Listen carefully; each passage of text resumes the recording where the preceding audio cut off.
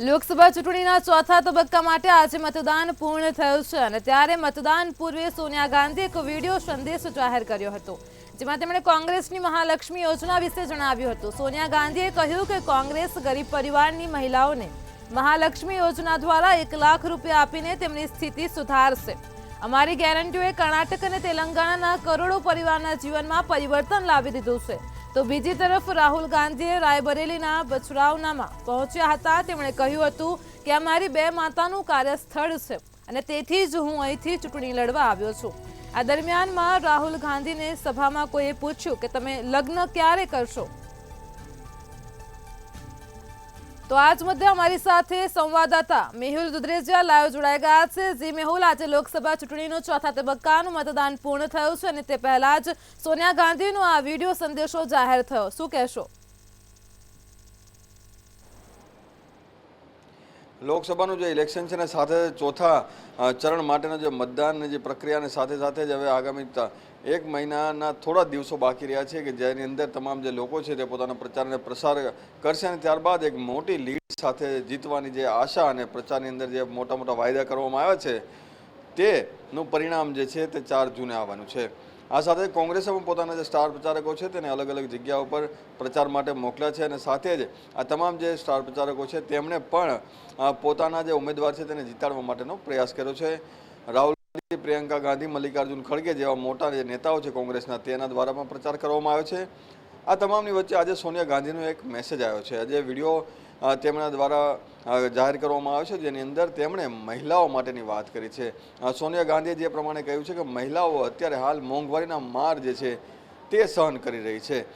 જે પ્રમાણે દિવસે ને દિવસે જે મોંઘવારી અત્યારે છેલ્લા 10 વર્ષની અંદર વધી છે તેના લીધે જે મહિલાઓ છે તેનું બજેટ ખોરવાઈ રહ્યું છે। મહિલાઓને પોતાનું ગુજરાન અથવા પોતાનું ઘર કેવી રીતે ચલાવવું તે એક મોટો સવાલ ઉદ્ભવી રહ્યો છે। આ જે મોંઘવારી વધી રહી છે તેના લીધે ઘણી બધી સમસ્યાઓનો સામનો તમામ જે પરિવાર છે, ગરીબ તેમજ મધ્યમ વર્ગના લોકો છે તે કરી રહ્યા છે।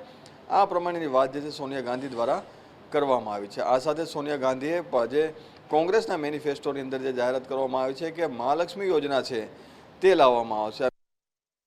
મહાલક્ષ્મી યોજના છે તેને લઈને પણ તેમણે આ વિડીયોની અંદર વાત કરી છે, જેની અંદર છે કે મહાલક્ષ્મી યોજના શરૂ થતાની સાથે દરેક જે મહિલાઓ જે મહિને 8,000 રૂપિયા તેના ખાતામાં સીધા જ નાખી દેવામાં આવશે, એટલે કે મહિલા જે છે તે પોતાની જાતે પગભર થઈ શકે છે। આ માટેનો જે પ્રયાસ છે તે કરવામાં આવશે।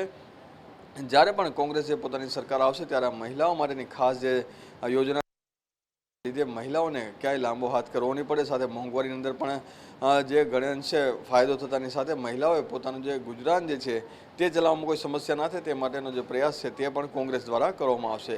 એટલે કે મહાલક્ષ્મી યોજનાની જે જાહેરાત છે તે સોનિયા ગાંધી દ્વારા પણ કરવામાં આવી છે।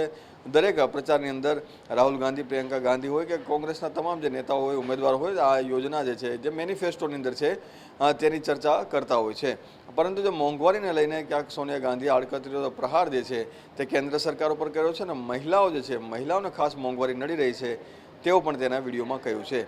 આ સાથે રાયબરેલીની અંદર રાહુલ ગાંધી તેમજ પ્રિયંકા ગાંધીએ એક સભાને સંબોધન કર્યું હતું અને સભાની અંદર પણ તેમણે કેન્દ્ર સરકાર છે એને આડે હાથે લીધા હતા। રાયબરેલીની અંદર રાહુલ ગાંધી દ્વારા જે ફોર્મ ભરવામાં આવ્યું છે ત્યાંથી તેઓ ઉમેદવાર છે ત્યારે બહેન પ્રિયંકાએ પણ તેમના માટે પ્રચાર કર્યો હતો।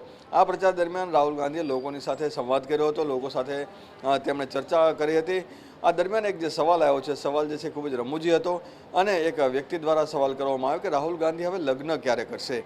આ પ્રમાણે જે સવાલ છે તે કરતાની સાથે જ રાહુલ ગાંધી તેમજ સ્ટેજ ઉપરના તમામ જે લોકો છે તે હસી પડ્યા હતા અને રાહુલ ગાંધીએ પણ એક રમત એટલે સાથે ગમ્મતની સાથે તેમણે જવાબ આપતા કહ્યું છે કે હવે તમે જો કહ્યું છે તો મારે થોડા દિવસમાં પણ આ મામલે પણ વિચારી અને એનો નિર્ણય લેવો પડશે। એટલે કે એક રમૂજની સાથે સાથે પ્રચાર પણ કર્યો છે અને સાથે જ જે સોનિયા ગાંધી, પ્રિયંકા ગાંધી અને રાહુલ ગાંધીએ જે પોતાનો પ્રચાર જે છે તે અવિરત શરૂ રાખ્યો છે। જી મેહુલ, સમગ્ર માહિતી બદલ આપનો આભાર।